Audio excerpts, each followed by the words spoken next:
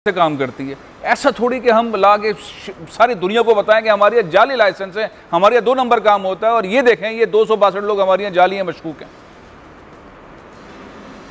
नहीं जी, बिल्कुल इसमें सरासर हमारी गलती है। पहली बात तो ये कि सारे जाली लाइसेंस नहीं हैं, कुछ केसेस हैं और इस तरह की चीज़ें सिस्टम में कई जगहों पे हो जाया करती हैं। इसमें हमें मुहतात रहना चाहिए था। ख़ासकर हमारे वो लोग जो बाहर की दुनिया में काम कर रहे हैं उनको हमने नुकसान पहुंचाया है। और फिर इसमें उनके पास भी तरीके हैं, वहाँ वो अपने टेस्ट अरेंज करें और फ्लाइंग का जो लाइसेंस है वो फ्लाइंग इंस्ट्रक्टर्स जो हैं वो बाकायदा फ्लाइंग करवा के उस पर टेस्ट भी कर सकते हैं। और मेरा ख्याल है कि कुछ जगहों पे ऐसी टेस्टिंग की जाती है, तो वो पायलट्स जो हैं वो खुद को अपने आप को इस काम के लिए पेश करें कि उनके टेस्ट अरेंज किए जाएं, फ्लाइंग भी और ग्राउंड टेस्ट, और उसमें वो कामयाबी हासिल करें। तो उनमें से हो सकता है कोई भी ऐसा ना हो, मगर हमने ये शक और शुबा जो है खुद जानबूझ के ये पैदा किया है, जो कि गलत बात है। इरशाद सजरानी साहब जो कि हमारे स्पेशल कॉरेस्पॉन्डेंट हैं, एविएशन पे बड़ी गहरी नज़र रखते हैं, मेरे साथ इस वक्त स्टूडियो में मौजूद है। इरशाद, ये बहरान जो है जिसको हमने खुद जाके, जिसे कहते हैं बैल को टक्कर मारना, टक्कर खुद मारी है हुकूमत ने, क्या सूरत हाल है इस वक्त एविएशन इंडस्ट्री के अंदर?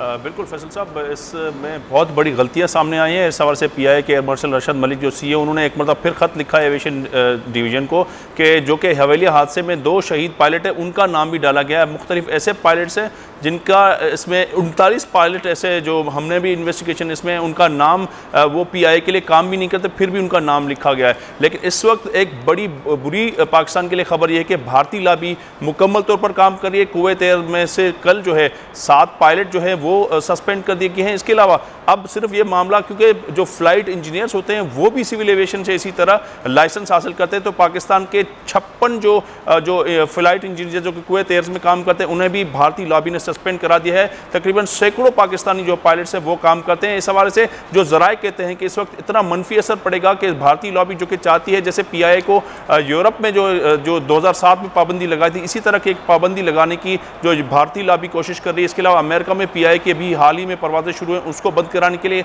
काम हो रहा है। इसके अलावा civil aviation organisation, international civil aviation organisation अगर पाकिस्तान पर इसकी रेटिंग्स हमारी अगर डाउनग्रेड करती है, तो पाकिस्तान में जो बड़ी दुनिया भर में एयरलाइंस में काम करने वाले पाकिस्तानी हैं, जिसमें फ्लाइट इंजीनियर्स और पायलट्स, उनकी नौकरियां अब खतरे में पड़ गई हैं। तो हमने खुद जो इसको टक्कर मारी है, बैल जो है उसको हमने खुद छेड़ा है। और मैं आपकी तरफ दोबारा आता हूँ सर।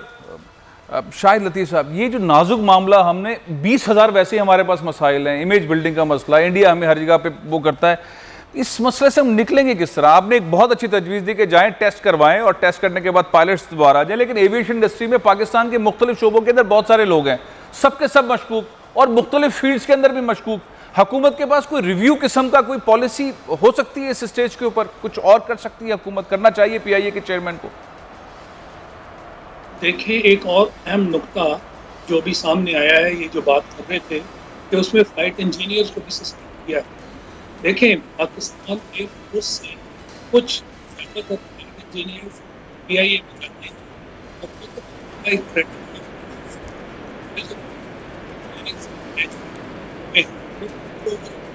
आवाज़ थोड़ी सी आपकी मुनक़ता हो रही है शाहिद लतीफ़ साहब, आवाज़ में सिग्नल आपको दोबारा मिलाते हैं जब तक। इरशाद सजरानी, ये बताइए कि ये जो हम इस वक्त एक बहरान लेकर आ गए हैं, बहुत सारी गलतियां हुकूमतें करती हैं, उसको फिर सुधार भी लेती हैं। इस वक्त तो हर पाकिस्तानी शर्मसार है, जो ओवरसीज़ पाकिस्तानी हैं वो डरे हुए हैं, पता नहीं अब क्या होगा।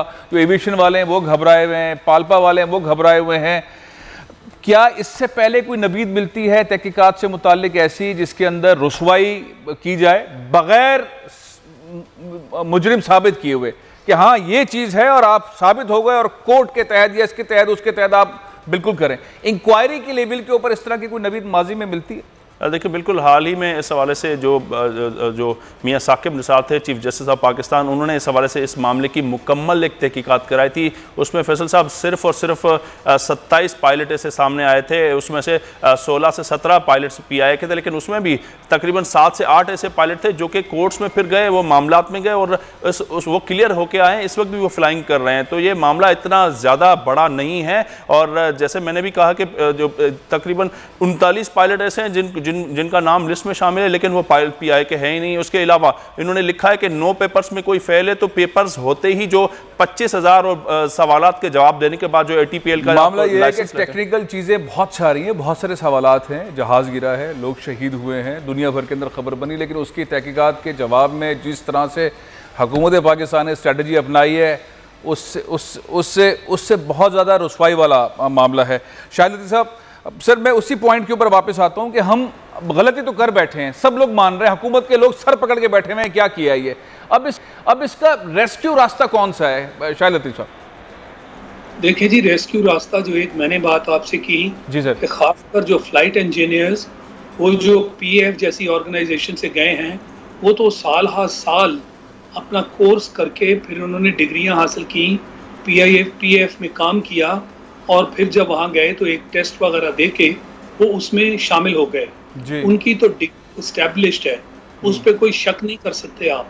जो रेस्क्यू है, एक तो अपने आप को वो टेस्ट के लिए वहाँ पे पेश करें खुद को, उनका ग्राउंड टेस्ट, एयर टेस्ट, खासकर पायलट्स का कर लिया जाए और वो अपने आप को वहाँ कामयाब करें, तो ये एक रेस्क्यू। और जहाँ तक पाकिस्तान हुकूमत का ताल्लुक है, सिर्फ उन पायलट्स की या फ्लाइट इंजीनियर्स की निशानदेही की जाए जिनके रिकॉर्ड में मसला है, या जो वो समझते हैं कि ये इनकी लाइसेंसेस या डिग्रीज जो हैं उनमें कोई गड़बड़ है।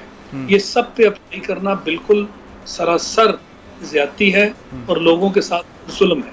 ये नहीं करना चाहिए। पाकिस्तान हुकूमत को सामने आकर उनके रेस्क्यू के लिए बाकायदा एक बंदोबस्त करना चाहिए। सब्सक्राइब करें और बेल दबाएं ताकि कोई खबर रह न जाए।